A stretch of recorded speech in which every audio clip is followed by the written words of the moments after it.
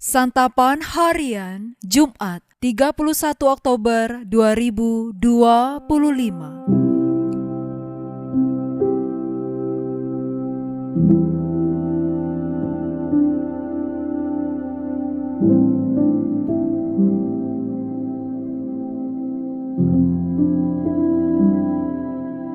Inilah program Santapan Harian, sebuah program yang mengajak Anda menelusuri isi Alkitab, agar Anda menemukan makna firman Tuhan sesuai dengan konteksnya. Santapan Harian tertuju bagi Anda yang ingin memiliki kehidupan rohani yang segar, kuat, dan sigap. Hari ini kita akan membaca Bilangan pasalnya yang ke-36. Namun kita akan membacanya pada ayat yang pertama hingga ayatnya yang ke-9. Sebelumnya, mari kita berdoa. Firman-Mu menerangi langkah kami di tengah gelapnya dunia. Firman-Mu menuntun dan menguatkan kami di kancah pergumulan dalam dunia ini. Firman-Mu ada dalam hidup kami.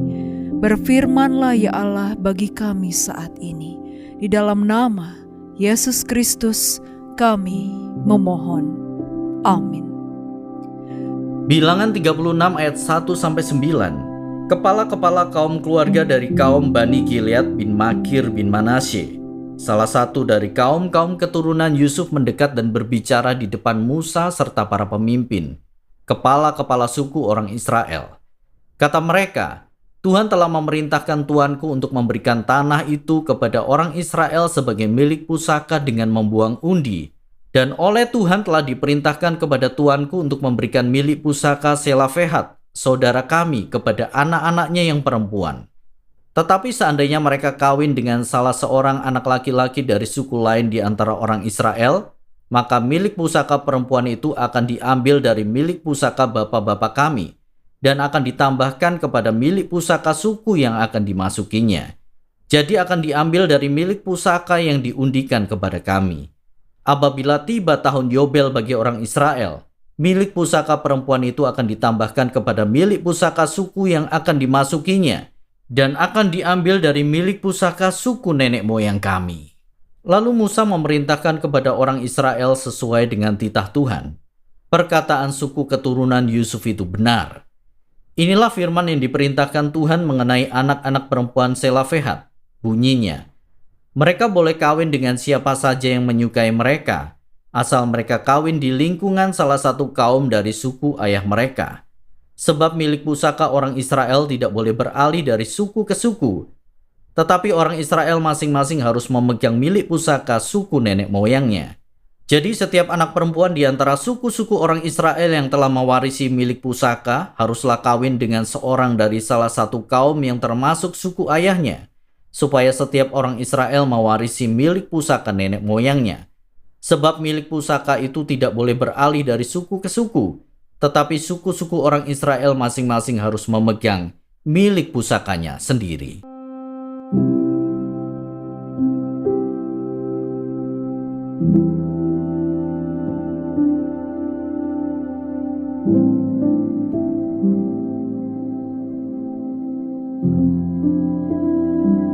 Sahabat Santapan Harian, hukum yang utama atau primer adalah hukum yang tidak boleh diubah.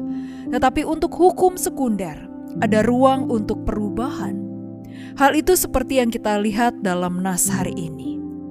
Anak-anak perempuan Zelafehat dari suku Manasye datang kepada Musa, meminta warisan tanah ayahnya yang meninggal tanpa anak laki-laki untuk diberikan kepada mereka. Musa bertanya kepada Allah dan Allah setuju. Kemudian kepala-kepala kaum keluarga dari Bani Gilead dari suku Manasye datang bertanya kepada Musa perihal anak-anak perempuan Zelafehat tersebut jika menikah dengan orang di luar kaumnya. Pertanyaan kepala-kepala keluarga Bani Gilead itu ingin memastikan bahwa kepemilikan tanah pusaka mereka akan jatuh di luar kaum mereka, yang berarti melanggar salah satu hukum utama Allah tentang tanah.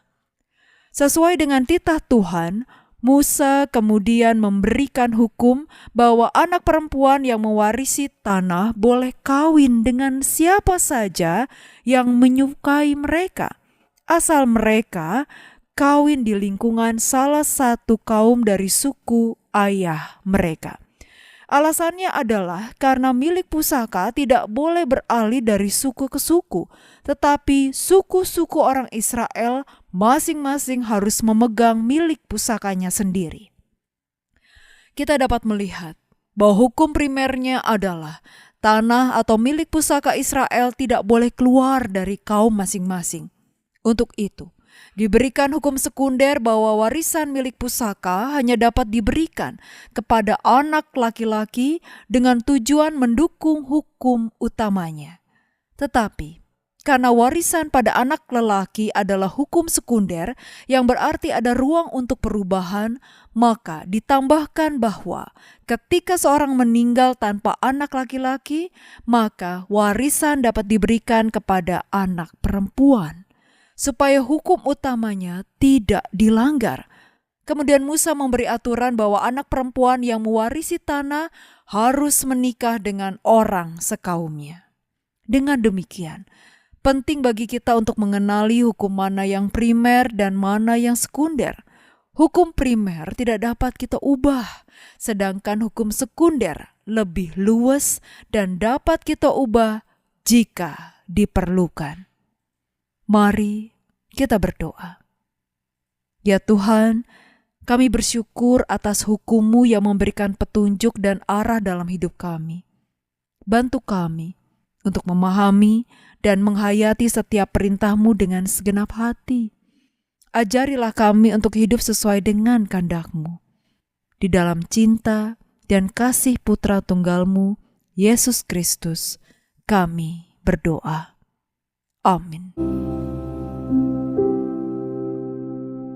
Kiranya firman Tuhan yang Anda dengarkan menjadi berkat, hingga Anda memiliki kehidupan rohani yang segar, kuat, dan sigap.